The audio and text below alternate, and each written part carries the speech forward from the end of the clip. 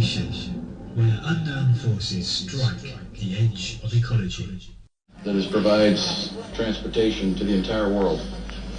But when we have a mishap from the test community, we find the test community is very small. And we're human. And it hurts. And our hearts, thoughts, prayers, absolutely with the families, the victims.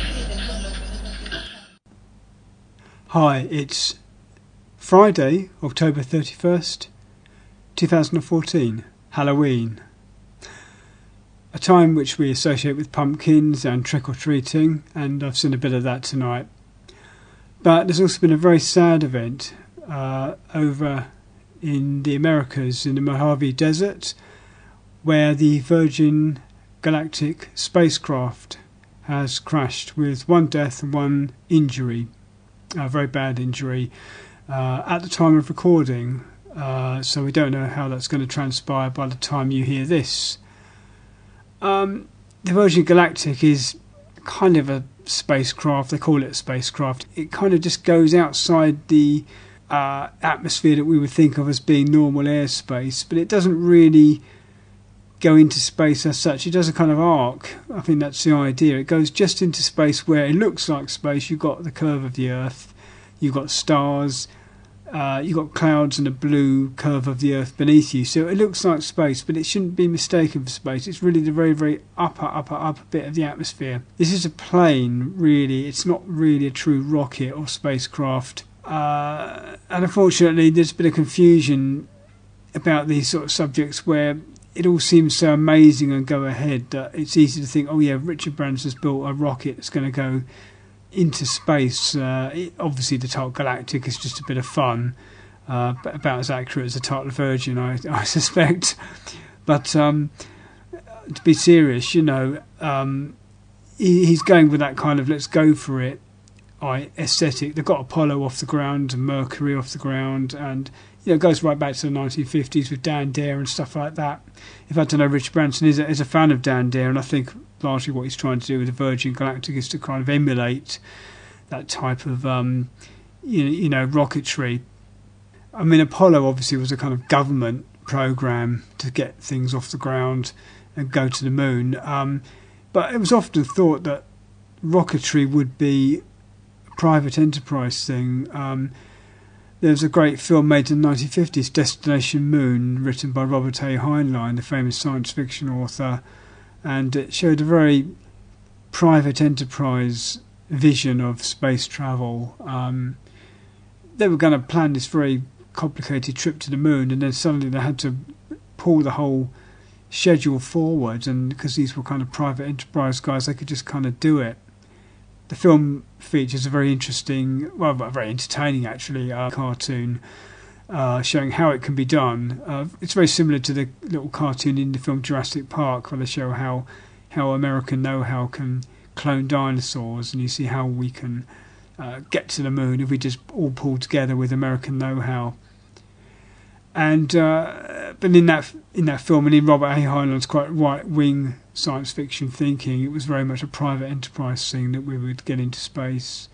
So it was a bit of a surprise in a way when it was Apollo that did it, which is actually a military organisation.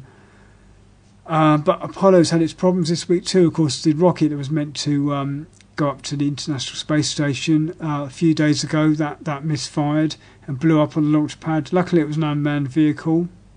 But in fact, it was itself only really a replacement for the shuttle, which was really meant to do those kind of missions and was meant to be a space truck and had already failed, really. I remember vividly back in 1986 coming home from a job I had at the time in a local printing plant and seeing on TV, it was John Craven's Newsround, in fact, seeing this horrifying picture of the shuttle breaking up and the story of the Challenger, I think it was, being destroyed, and I actually kept the whole newspaper from that era I've got somewhere with that story in. And of course there was another shuttle disaster quite a long time later on, I think 10 or so years later on. And the shuttle had a lot of problems, of course, with the re-entry tiles. Mainly that was the main problem of the vehicle. It was a very good vehicle, but mainly the re-entry tiles were a problem, and these used to fall off, and that caused, I think, the second disaster where it burnt up. But the first time round it was a ring, I think, on one of the boosters that came loose in some way. But the whole thing was just on the edge of possibility, really, and that's the trouble. With the private enterprise stuff, if you stick a fancy logo on it, like Virgin Galactic, it seems, wow, it's branded. You know Richard Branson's going to give you a good service. He's got other outfits going, like the communications and the airline, and of course the music. Originally, the mega stores and the record label started with Omadorn, I think it was. No, Tubular Bells, in fact, by Mike Oldfield in the early 70s, the first record they put out. And it all started with one shop, in fact, just called Virgin Records. So he's built it up, and all credit to him for that. But it's easy to think that because he can stick a brand on everything he wants, that somehow it's going to be a success and it's going to be flaw-free. It can't go wrong. But of course, like anything else, it can go wrong. And going up into space is a very, very perilous business. I mean, even with the shuttle, it had billions of pounds or dollars to develop. We know we had the 2 terrible fatalities. And in Apollo, although the so-called moon landings, and we won't go there now on whether they were real or not, but before the successful, in inverted commas, landing on the moon, there had been a disaster with Guy Grissom dying in an oxygen fire in the capsule. It has been speculated that Guy Grissom had raised doubts about the Apollo hardware, that it was very dangerous and wouldn't do the job, and then he dies in a fire on the launch pad. Subsequent missions all go according to plan. Well, draw your own conclusion there. But I read in a newspaper article, I think I cut it out and I've got it around somewhere, it's a double-page spread. It was in I can't remember, it may have been the Daily Mail or something like that. I can't reference it accurately, but it was an article about Virgin Galactic published quite recently, saying there were doubts about whether this could be done. Some of the staff had quit the organisation and seemed to be saying that it couldn't be done in the time frame that Richard Branson was saying, that the technology just wasn't there. What we have with Virgin Galactic is it's not a rocket as such. It may have rocket engines, but it's not what we think of as a rocket. It's a plane, and it goes up high, and it launches the smaller craft from this sort of frame around the smaller craft. So it almost looks like a trimaran, and then the middle piece detaches, and the middle piece is like a smaller aircraft delta wing vehicle that's meant to go right up.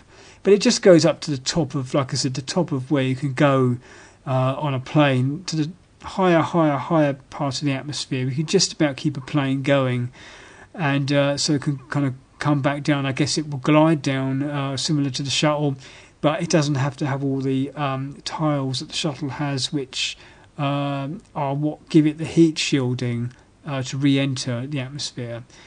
This is largely what the problem is with space travel. There's radiation outside the Van Allen belt, and that is a problem. But also a lot of the difficulties are to do with re-entry. And if you come back from the moon, for example, and the trajectory that they were meant to be going at in Apollo, when they reach the Earth's atmosphere, they're going so fast that they need an extremely thick heat shield to protect them.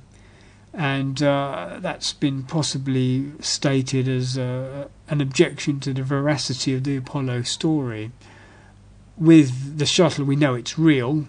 I know the International Space Station is real. I've seen it go overhead. It's a little golden dot you can spot if you know where to look when it comes over. So we know shuttles come down, and we've seen them land. But they need this heat shielding, not as badly as Apollo did, because it was coming in from much further out and through much more atmosphere. The shuttle really just goes above the atmosphere, but it's not going through so much. I guess it's not coming so fast, basically. And what they do, they go to a very narrow angle, so they can kind of spread out the friction and kind of come in a long way through the atmosphere. And it kind of means you're not coming in so sharp. But the Apollo vehicles, I believe, came down much more vertically. They certainly came in from a much further distance, and they had to have much better heat shield. And it has been said that they can't actually match that heat shield now. There was a very good article in Nexus, not the current issue, but the one before that. I think it would be the August-September 2014 issue, talking about this, where it said that NASA can't actually replicate the heat shield they supposedly had back then, which makes it rather strange that they can't then easily go back into space and come back from being a long way away.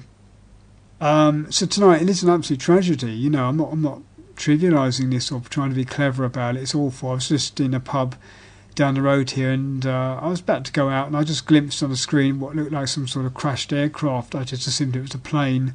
Then I went up to look closer. The sound was turned down, but they had on it the subtitles, and it said, you know, Virgin Galactic crash, and you could see the sort of logos and stuff on it as you look carefully. It is a tragedy, but you see, I think Richard Branson, I think he's a good man in many ways, but I think I don't know if he believes the moon landings are real, but if he does, he probably thinks it's all much easier to do than it really is. And sadly, it's very, very hard to go into space. Even NASA found that, and that's why they haven't really got back into manned space travel. And the Russians do it in a more clunky way, but I think they kind of understand that it's a hard thing to do. And we don't know so much about what they go through, but there have been some very interesting stories, again in Nexus magazine, which we don't advertise, but I do recommend, recently talking about the experiences of the Russians in space and how they had hallucinations and stuff when they're in orbit on the space station. And you know, it's a very strange place to be once you're right out in even kind of low Earth orbit, but beyond where Virgin Galactic would go, but still not really proper interstellar or interplanetary space, which is really beyond the Van Allen belts, which, if you believe the Apollo moon landings being fake theory, we've never been to. Or at least if we have been there, it's been a kamikaze mission, or it possibly has been a covert done with technology which has not been publicised, which is quite possible but can't be proven and is purely hearsay. Yeah, so it's quite a shocking tale overall. And what was also bizarre in a way, watching this on the TV just now in the pub I was in, the film Interstellar is coming out very, very soon, the Christopher Nolan film. Yeah, I admire guardedly Christopher Nolan's films. I think he's a bit humorless as a director, but I think he's technically very good. He's got a lot of integrity, particularly when it comes to using in-camera effects and 35mm film and stuff like that. And apparently did a lot of this with practical effects, and the shots I saw on the screen just now were very, very, very, very good. And what's interesting is the scenario, which seems to be in the future, Earth has technologically receded into being an agrarian society to a large degree, and NASA is a kind of semi-covert, secretive organisation, a slightly underground organisation that's no longer at its best, and that could be said to be true now, really. And what seems to be happening in the film is that they have to get off the planet, and so they develop, well, they still have some sort of rocketry so they can get into orbit, but they have a mission that they plan to go into deep space, or interstellar space really, which is even further out than the solar system, using a wormhole. And you probably would need something like that if you were going to go into interstellar space with the technology we have now, or that's submitted, which is chemical rockets. You couldn't go into interstellar space with that. If you did, you'd take thousands of years to get where you wanted to go. So if you had some way of getting up there, and then you could go to the wormhole, you could presumably shoot off to where you've got to go, and maybe you could come back. I don't know. So we'll have to wait and see what that film shows us. I think it's going to be quite a good film. What's interesting too is that they've also got virtual reality simulators already, giving a kind of version of what it's like to be on the spacecraft, that are also shown on the TV this evening.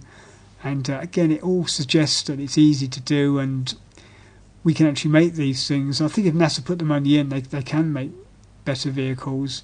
I think the shuttle was a fantastic vehicle at the time. It was a great idea to reuse the actual shuttlecraft, but I think the idea of the external booster rockets are always a bit of a problem. A lot of wastage there, jettisoning them off. With Virgin Galactic, what Richard Branson did was, I think, take some of the ideas that the earlier version of the shuttle did have in the mid-70s to the late 70s, when they did a lot of tests where the shuttle sat on top of a Boeing 747 and it went as high as it could go, and then it would just release the shuttle and it would already be quite high in those tests. It would glide back down to Earth. But you could fire up the rockets on it, I guess, and just carry on straight up. And if you got out of the really thick atmosphere of the lower atmosphere and were already quite in thin air, the gravity's the same, but if you're in thin air, you've got less resistance.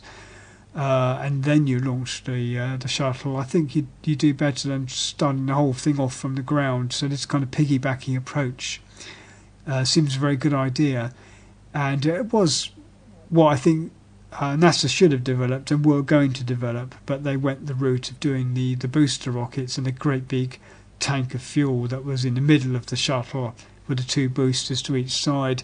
But again, the boosters I think could be reused. The great big tank was completely redundant after each mission. It just burnt up, I think, which is a hell of a waste again of materials. So it's not really a fully reusable craft. What you really want is something that just takes off from a runway and lands on a runway. And I think that's something we will eventually get. I think what Richard Branson was trying to do is come up with something that was between the two. He was trying to do something much better than the plane. It's a bit like a U-2 spy plane, something like that. They can go very, very high up, and it gives you the effect of being in space. Because if you look out the window, it'll look like space. You'll see the curve of the Earth. It'll be blue beneath you. You'll see black above you, and it'll be stars. But what you really are is just so high above the atmosphere that the atmosphere is so thin that what you're really seeing is night, effectively, above you. You're not really in space, and you certainly haven't escaped the actual orbital... Well, you haven't escaped all the gravity of Earth, but you're not truly in orbit. And even if you're in orbit, you then want to get out into deep space. That's a slightly different deal altogether, because then you've got to get beyond the Van Allen belts, which are radioactive. So you've got that problem as well. But you're into something that looks like space. It's a bit like if you go into Kew Gardens and get into a lot of plants, and it looks like you're in the jungle, and you wouldn't really know the difference until you pull back.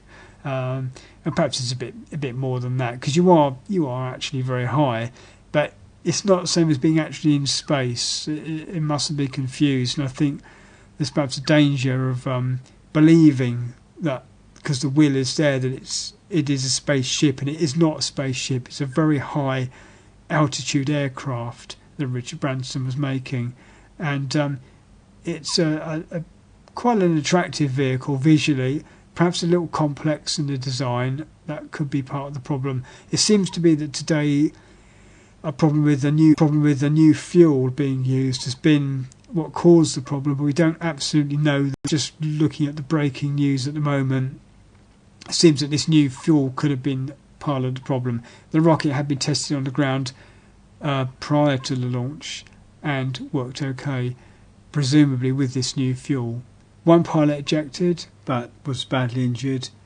The other, it appears, was not able to eject and was killed. We don't know any more about that at the moment. You may know more by the time you hear this. The information would like to give its condolences to the family of the pilot who died, and we wish the co-pilot well, and hopefully he will get over this and recover. But obviously you may know more by the time you hear this. But it is a tragedy. I'm sure Richard Branson will carry on, but I hope he will also heed the warnings perhaps that he's been given by some of his staff who have quit the programme, saying it was not really quite viable with what he was trying to do. I don't think there was anything malicious or arrogant there. I think it may just be that we've been sold the myth of space travel so much that it seems easy. It's not easy at all, and even NASA can't do it very easily. Even if the shuttle had worked brilliantly, it was always very risky. It was going to go wrong a few times out of every 100 launches. There were going to be fatalities. You were never going to make it a fixed system, and unfortunately it proved to be not as reliable even as that. Once they had a lot of the problems happen, they really grounded the vehicle, And as I said, the unmanned rocket the other day, the supply rocket to the International Space Station, that blew up, and that had nobody on board. It didn't have to have any great engineering to make it ultra safe. We've got to get this technology, but I think we've got to look at different ways of doing it. Maybe the anti-gravity and these various other technologies that are beyond this episode's remit to talk about. But perhaps I'll leave you with a quote from Arthur C. Clarke from the Information Magazine number 1, 1997, believe it or not. And this quote is very good, actually, because it does sum up something. And we will do a fuller episode or two about the moon landings and stuff, and I'll include this again in that, but I'll read it out for now.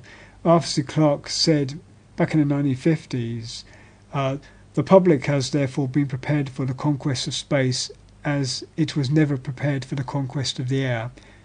I sometimes think that the indoctrination has been a little too thorough.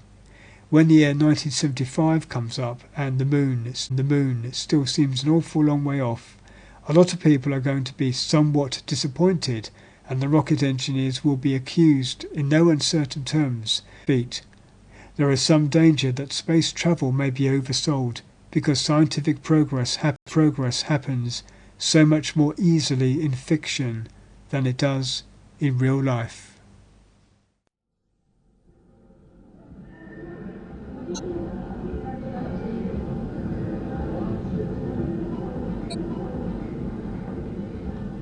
The information where unknown forces strike the edge of ecology.